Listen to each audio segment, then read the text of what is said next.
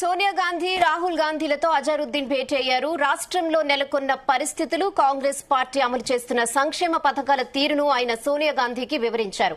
తర్వాత జూబ్లీహిల్స్ నియోజకవర్గంలో కాంగ్రెస్ పార్టీకి బంపర్ మెజార్టీతో గెలిచేందుకు చేస్తున్న ప్రణాళికలను వివరించారు. రాబోయే ఉప ఎన్నికల్లో ఎవరికీ సందేహం అవసరం లేదని, టికెట్ను అధిష్టానం తనకే కేటాయిస్తుందని అజారుద్దీన్ ధీమా వ్యక్తం చేశారు. కాంగ్రెస్ పార్టీతోనే అభివృద్ది సాధ్యమవుతుందని ఈ సందర్భంగా ఆయన స్పష్టం చేశారు.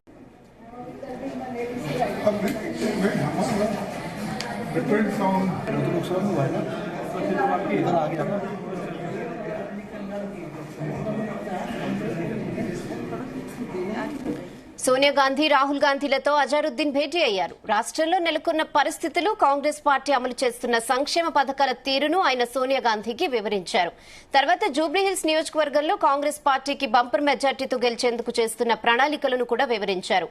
రాబోయే ఉప ఎన్నికలో ఎవరికీ సందేహం అవసరం లేదని, టికెట్ను అధిష్టానం తనకే కేటాయిస్తుందని అజారుద్దీన్ ధీమా వ్యక్తం చేశారు. కాంగ్రెస్ పార్టీతోనే అభివృద్ది సాధ్యమవుతుందని ఈ సందర్భంగా ఆయన స్పష్టం చేశారు. ఇక ఇదే విషయంపై మరిన్ని updates chief news coordinator Radhakrishna అందిస్తారు. S Radhakrishna. Good evening Rehana. Jubilee Hills ఉప ఎన్నిక వేళ ఒక ఆసక్తికర పరిణామం అని చెప్పవచ్చు. ఎవరైతే టికెట్ జూబ్లీహిల్స్ టికెట్ అధికార పార్టీ కాంగ్రెస్ నుంచి టికెట్ ఎక్స్పెక్ట్ చేస్తున్నాడో, వస్తుందని ఒక ధీమా వ్యక్తం చేస్తున్నాడో అజారుద్దీన్, అంటే గతంలో కంటెస్ట్ చేసినటువంటి జూబ్లీహిల్స్ నుంచి కంటెస్ట్ చేసినటువంటి అజారుద్దీన్ ఈ రోజు అధినేత్రి అంటే కాంగ్రెస్ అధిష్టానానికి సంబంధించి కీలక నేతలతో భేటీ అవడం ఇప్పుడు కాంగ్రెస్ వర్గంలో ఆసక్తికరంగా చర్చ జరుగుతుందని చెప్పవచ్చు. అజారుద్దీన్ ఈ రోజు సోనియా గాంధీ అదేవిధంగా రాహుల్ గాంధీతో భేటీ కావడం, భేటీ అయిన తర్వాత జూబ్లీహిల్స్ ఉప ఎన్నికపైనే మాట్లాడడం పైన ఆసక్తికరంగా చర్చ జరుగుతోంది. ఎందుకంటే తను ఇప్పటికే తనకు టికెట్ కన్ఫర్మ్ అయింది, అక్కడ అధిష్టానం నుంచి కొంత ఆమోద ముద్ర వచ్చిందని ఆ భేటీ అనంతరం మాట్లాడడంతో అజారుద్దీన్ కు ఏదైనా టికెట్ కన్ఫర్మ్ చేసిందా అనే ఒక భావన కాంగ్రెస్ పార్టీలో చర్చ జరుగుతా ఉంది. ఎందుకంటే ఇప్పటికే జూబ్లీహిల్స్ ఉప ఎన్నిక పైన కాంగ్రెస్ లో తీవ్రంగా ప్రయత్నాలు కొనసాగిస్తున్నారు. ఎవరికి వారుగా తమ ప్రయత్నాలు కొనసాగిస్తున్న వేళ ఒకవైపు పిసిసి అధ్యక్షుడు అదేవిధంగా సీఎం రేవంత్ రెడ్డి ఇద్దరు కూడా ఇక్కడ నుంచి జూబ్లీహిల్స్ నుంచి బలమైన నేతను రంగంలోకి తీస్తే ఖచ్చితంగా గెలవాల్సి ఉంటుంది కాబట్టి ఆ ఒక ఉద్దేశంతో బలమైన నేతను అభ్యర్థిగా నిలబెట్టాలని ఒక ఆలోచన చేస్తున్న క్రమంలో ఇప్పుడు ఉన్నట్టుండే ఒకసారిగా ఢిల్లీలో ప్రత్యక్షమైనటువంటి అజారుద్దీన్ అధినాయకులు అంటే అధిష్టాన పెద్దలతో కలవడము ఇప్పుడు చర్చనీయాంశంగా మారింది.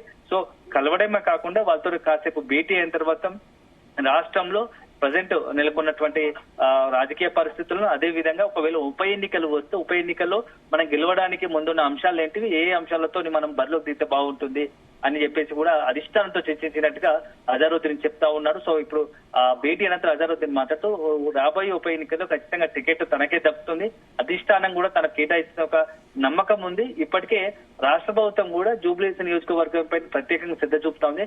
గత 10 ఏళ్ల కాలంలో జూబ్లీహిల్స్ నియోజకవర్గంలో అనేకమైనటువంటి అభివృద్ధి కార్యక్రమాలు ఆగిపోయాయి. కానీ కాంగ్రెస్ అధికారంలోకి వచ్చాక ఒక్కొక్క పని చక్కబెడుతూ అభివృద్ధి నియోజకవర్గ అభివృద్ధికి పెద్ద ఎత్తున నిధులు కూడా కేటాయిస్తుందని చెప్పేసి చెప్తూనే టికెట్ తనకు కన్ఫర్మ్ అవుతుందని చెప్పి కూడా ప్రకటించుకోవడం ఇప్పుడు కాంగ్రెస్ లో మిగతా అభ్యర్థులు ఎవరైతే తమకు టికెట్ కోసం చేస్తున్నారో వాళ్ళందరిలో కూడా ఒక కొత్త రకమైన అనుమానాలు, సందేహాలు వ్యక్తమవుతున్నాయని చెప్పవచ్చు.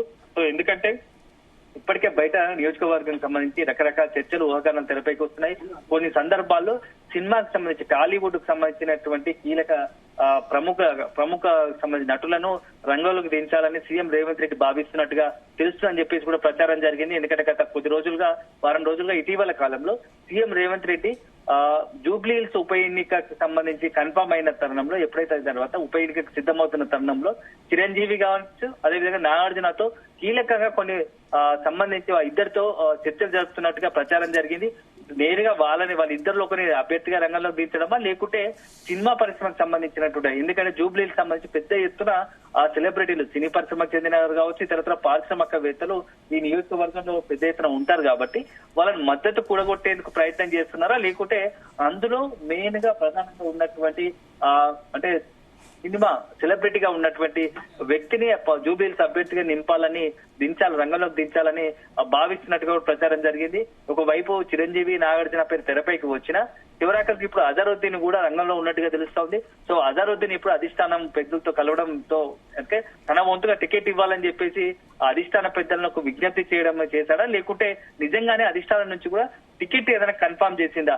ఎందుకంటే కేవలం అజారుద్దీన్, సోనియా గాంధీ అదేవిధంగా రాహుల్ గాంధీ కలిసి జూబ్లీహిల్స్ టికెట్ కేటాయించాలని వినతి పత్రం ఇచ్చుంటాడు, విజ్ఞప్తి చేసే ఉంటాడు.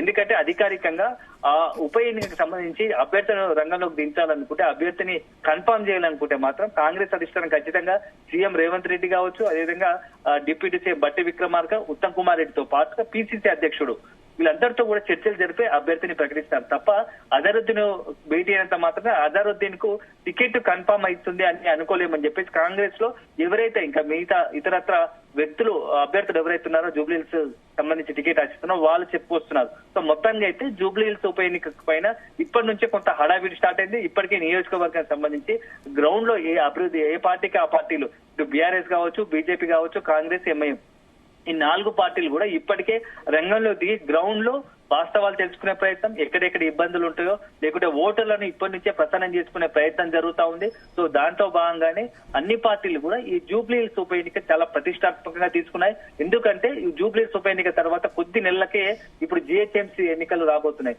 సో జిహెచ్ఎంసీ ఎన్నికలకు ముందు జూబ్లీహిల్స్ ఉప ఎన్నికలు ఎవరు గెలిచినా అది దాని ఆటోమేటిక్ గా దాని ప్రభావము జిహెచ్ఎంసీ ఎన్నికలపై పడుతుంది. కాబట్టి అన్ని పార్టీలు కూడా చాలా అత్యంత ప్రతిష్టాత్మకంగా తీసుకున్నాయని చెప్పవచ్చు. దీంతో బలమైన అభ్యర్థిని రంగంలోకి దించాం. అదే సందర్భంలో అభ్యర్థికి ఒకవైపు పాపులారిటీతో పాటు ఆర్థికంగా కూడా పెద్ద ఎత్తున ఆర్థికంగా కూడా బలంగా ఉండే అభ్యర్థిని రంగంలో దించాలని పార్టీలు ప్రయత్నిస్తున్నాయి. దాంట్లో భాగంగానే ఈసారి జూబ్లీహిల్స్ ఉప ఎన్నిక చాలా ఇంట్రెస్టింగ్ గా ఆసక్తికరంగా మారే అవకాశం కనబడుతుంది. ఎందుకంటే అన్ని పార్టీల నుంచి కూడా బలమైన అభ్యర్థులు కావచ్చు, అదేవిధంగా ఆర్థికంగా బలంగా ఉన్న వాళ్ళు కావచ్చు, అదే సందర్భంలో సెలబ్రిటీలను కూడా అన్ని పార్టీలు రంగంలో దించే అవకాశం ఉంటుంది. కాబట్టి చాలా ఇప్పుడు కాస్ట్లీయెస్ట్ ఎట్లా అంటే అత్యంత డబ్బు ఖర్చు పెట్టే నియోజకవర్గం, ఉప ఎన్నికలు ఖర్చు పెట్టే నియోజకవర్గంగా భావించాల్సి వస్తుంది. అదే సందర్భంలో అందరూ కూడా ఎంత ప్రముఖులు సెలబ్రిటీలు అందరూ కూడా ఈ యొక్క జూబ్లీహిల్స్ ఉప ఎన్నిక పైన ఇప్పుడు కాన్సన్ట్రేట్ చేస్తున్నట్టుగా తెలుస్తోంది. రాజకీయ పార్టీలతో పాటు ఇటు సినిమా సెలబ్రిటీలు కూడా, పారిశ్రామికవేత్తలు, సినిమాకి సంబంధించిన ప్రముఖుల్లో కూడా ఈ జూబ్లీహిల్స్ ఉప ఎన్నిక పైన చర్చ జరుగుతోంది. మనం ఎటువైపు మద్దతు ఇవ్వాల్సింది, కాంగ్రెస్ పార్టీకా లేకుంటే బీఆర్ఎస్ కా బీజేపీకా అని చెప్పేసి ఇప్పట్లే ఇంటర్నల్ గా కూడా ఇటు టాలీవుడ్ లో కూడా ఇప్పుడు చర్చకు దారితీసేలా ఈ యొక్క జూబ్లీహిల్స్ ఉప ఎన్నిక ప్రచారం జరుగుతుందని అనుకోవచ్చు. Rehana. Okay Radhakrishna, thanks for the updates.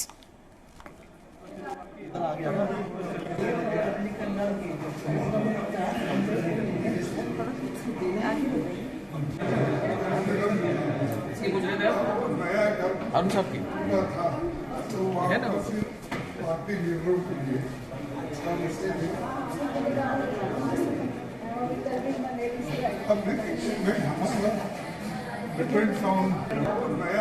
हम सब की है ना।